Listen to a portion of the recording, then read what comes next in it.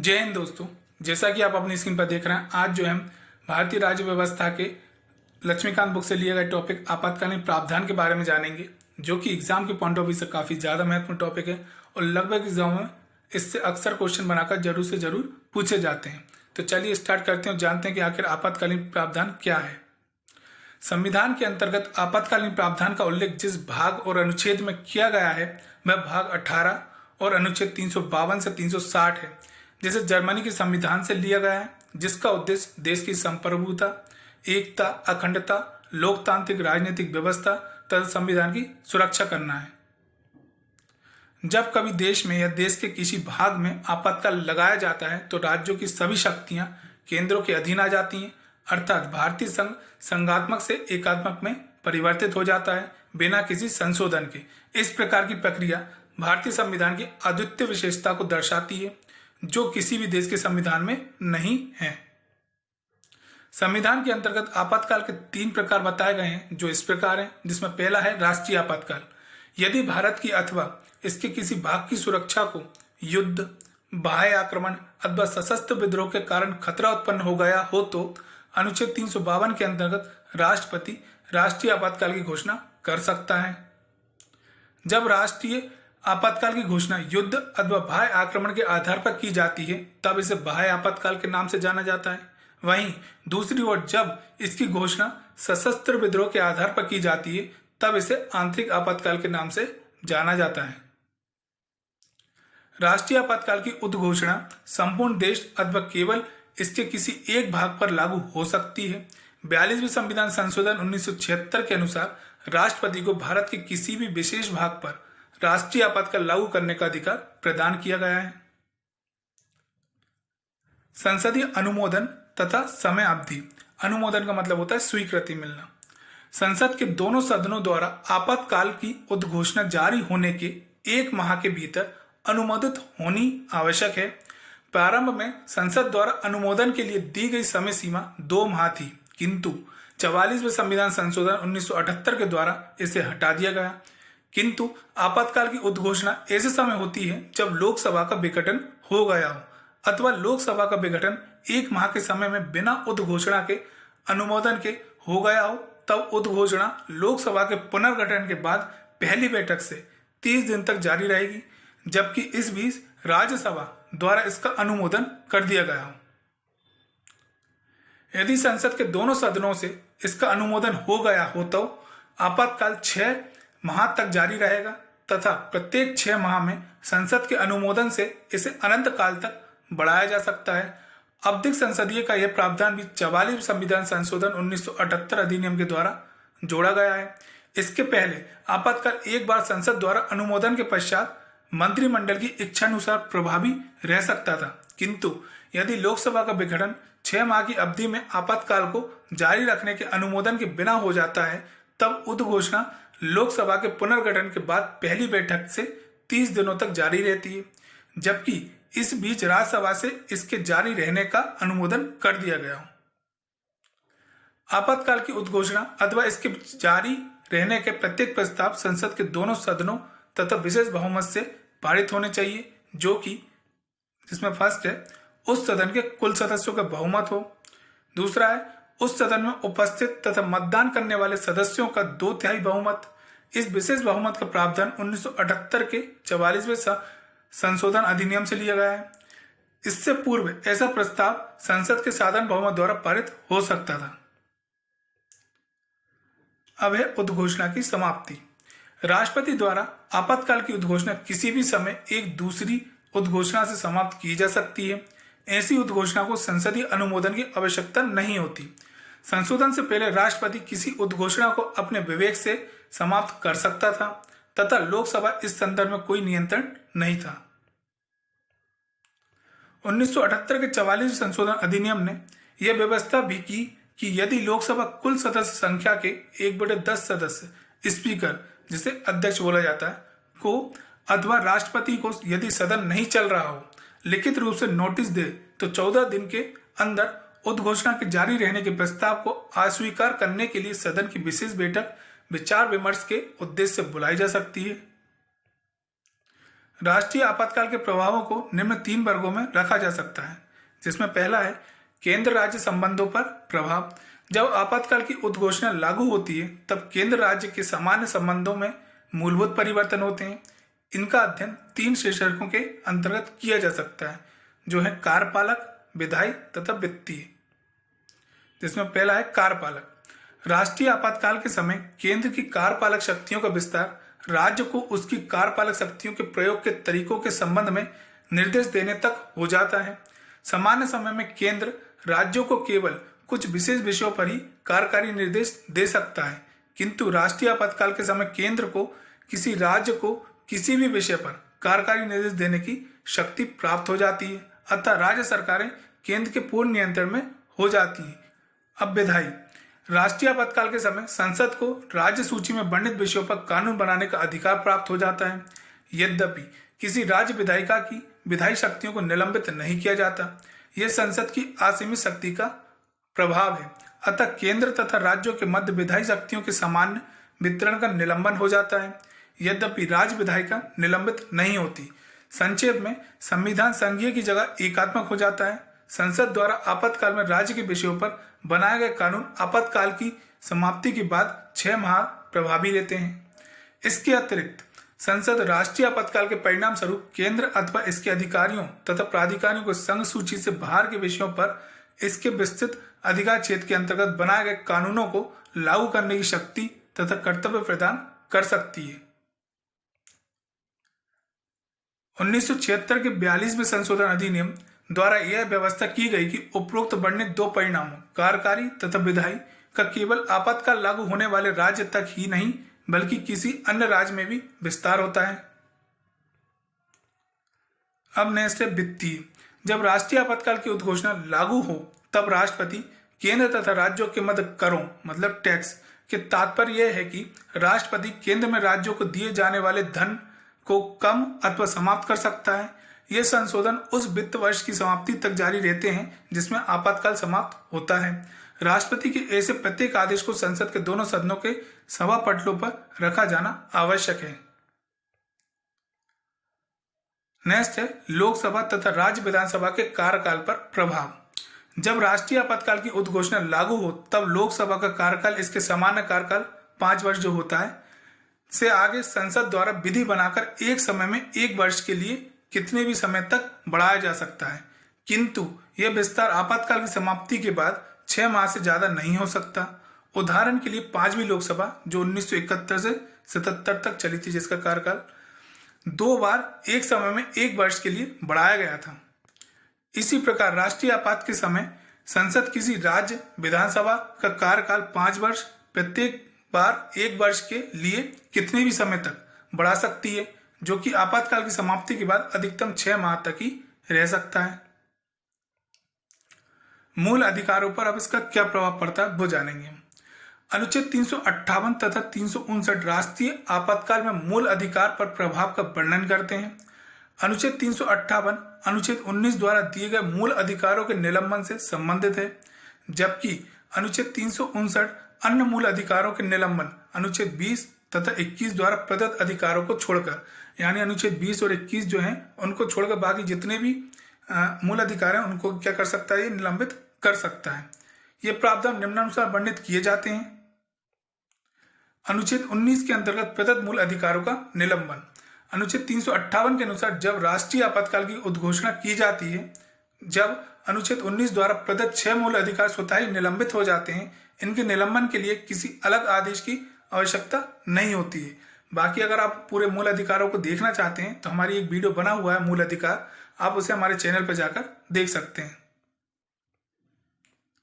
अब जानते हैं अनुच्छेद 358 और 59 में अंतर क्या है, जिसमें फर्स्ट पॉइंट है अनुच्छेद 358 केवल अनुच्छेद 19 के अंतर्गत मूल अधिकारों से संबंधित है, जबकि अनुच्छेद 359 उन सभी मूल अधिकारों से संबंधित है जिनका राष्ट्रपति के आदेश द्वारा निलंबन हो जाता है।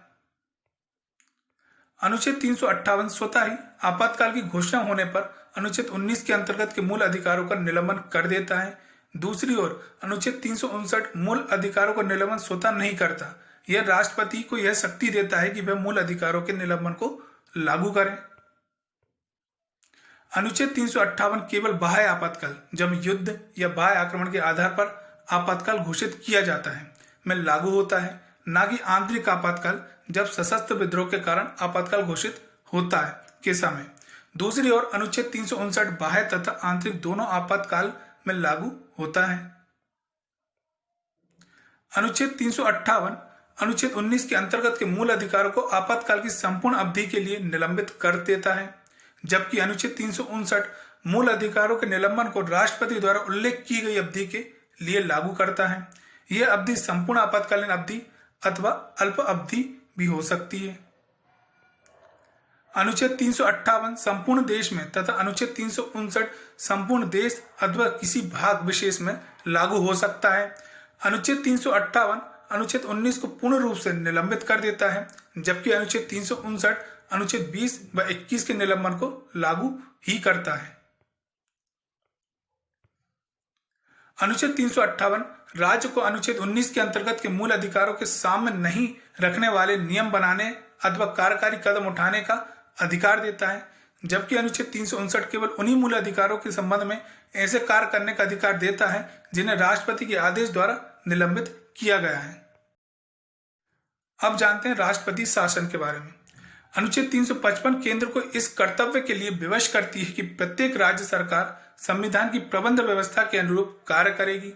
इस कर्तव्य के अनुपालन के लिए अनुच्छेद 356 के अंतर्गत राज्य में संविधान तंत्र के विफल हो जाने पर राज्य सरकार को अपने नियंत्रण में ले सकता है।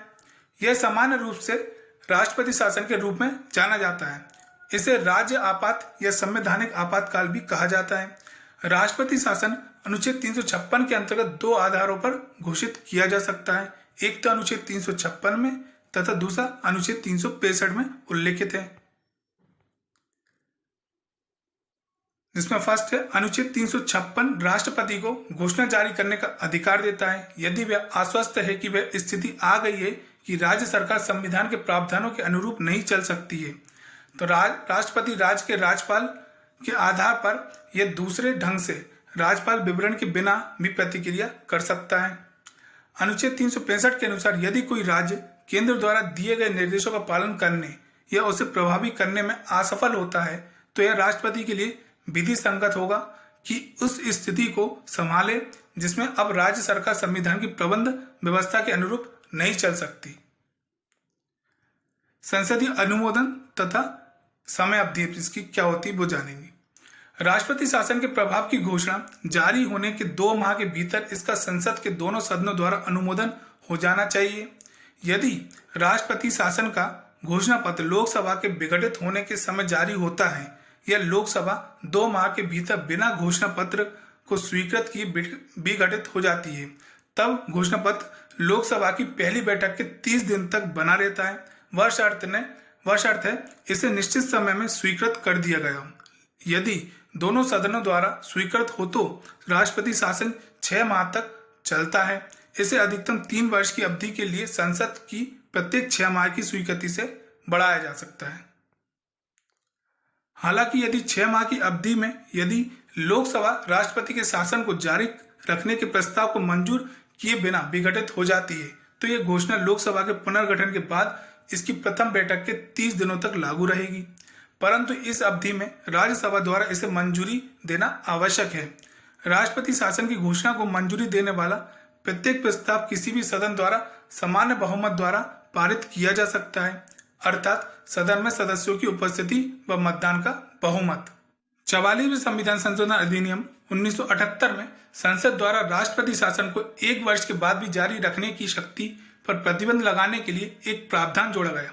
अतः इसमें प्रावधान किया गया कि 1 वर्ष के पश्चात राष्ट्रपति शासन को 6 माह के लिए केवल तब तक बढ़ाया जा सकता है जब निम्नलिखित 2 परिस्थितियां पूरी हों।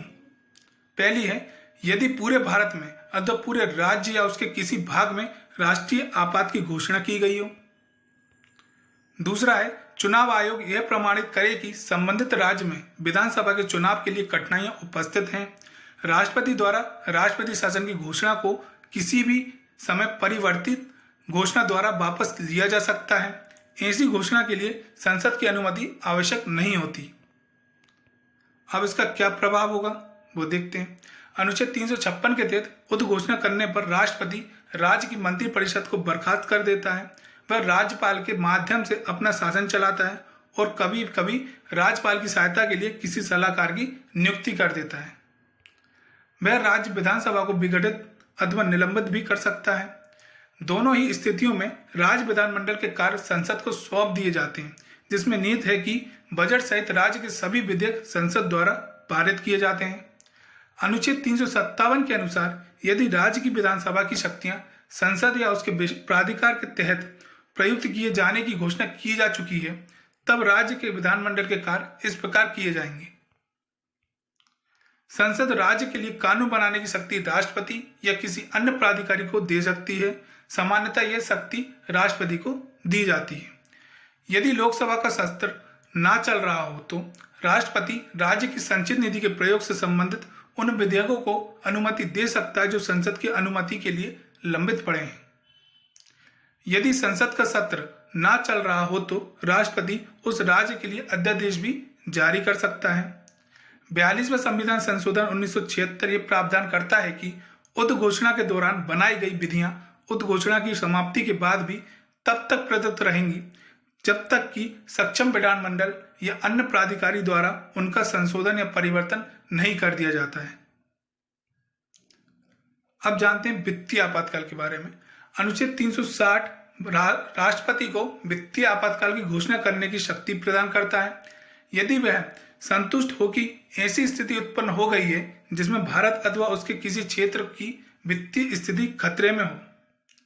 38वें संविधान संशोधन अधिनियम 1975 में कहा गया, राष्ट्रपति की वित्तीय आपातकाल की घोषणा करने की संतुष्टि अंतिम और निर्णायक है तथा किसी भी न्यायालय में किसी भी आधार पर प्रश्न योग्य नहीं है। परंतु 44वें संविधान संशोधन अधिनियम 1978 में इस प्रावधान को समाप्त कर यह कहा गया कि राष्ट्रपति की संतुष्टि न्यायिक समीक्षा से अलग नहीं है। संसदीय अनुमोदन तथा समय अवधि।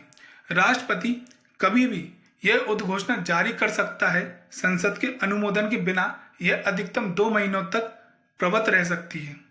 वित्तीय आपातकाल की घोषणा को मंजूरी देने वाला प्रस्ताव संसद के किसी भी सदन में सामान्य बहुमत द्वारा पारित किया जा सकता है, अर्थात सदन में उपस्थित सदस्यों की उपस्थिति एवं मतदान का बहुमत। यदि संसद के दोनों सदन उद्घोषणा का अनुमोदन कर देते हैं तो वह अनिश्चित काल तक जारी रह सकती है, क्योंकि अनुच्छेद 360 में उद्घोषणा के लिए अधिकतम अवधि निर्धारित नहीं की गई है। राष्ट्रपति द्वारा किसी भी समय एक अनुवर्ती मतलब एक लेटर होता है, घोषणा द्वारा वित्तीय आपात की घोषणा वापस ली जा सकती है। ऐसी घोषणा को किसी संसदीय मंजूरी की आवश्यकता नहीं है। अब जानते हैं वित्तीय आपात पर प्रभाव। उच्चतम न्यायालय, उच्च न्यायालय के न्यायाधीशों और संघ तथा राज्य सरकारों के अधिकारियों के वेतन में कमी की जा सकती है। राष्ट्रपति आर्थिक दृष्टि से किसी भी राज्य सरकार को निर्देश दे सकता है। राष्ट्रपति को यह अधिकार प्राप्त हो जाता है कि वह राज्य सरकारों को यह निर्देश दे कि राज्य के समस्त वित्त विधेयक उसकी स्वीकृति से विधानसभा में प्रस्तुत किए जाएं। राष्ट्रपति केंद्र तथा राज्यों में धन संबंधी विभाजन के प्रावधानों में आवश्यक संशोधन कर सकते हैं। तो दोस्तों, मैं उम्मीद करता हूं कि ये वीडियो आपको काफी पसंद आया होगा और आप चाहते हैं कि निरंतर हम आपके लिए इसी प्रकार की और वीडियो लेकर आते रहें, तो हमारे चैनल को ज़्यादा से ज़्यादा सब्सक्राइब करिए। साथ ही बेल नोटिफिकेशन बटन को दबा लीजिएगा ताकि हमारी वीडियो की जो भी लेटेस्ट नोटिफिकेशन है आप तक सबसे पहले पहुंच सके। और वीडियो को लाइक एंड शेयर करना बिल्कुल ना भूलें। धन्यवाद। जय हिंद, जय भारत।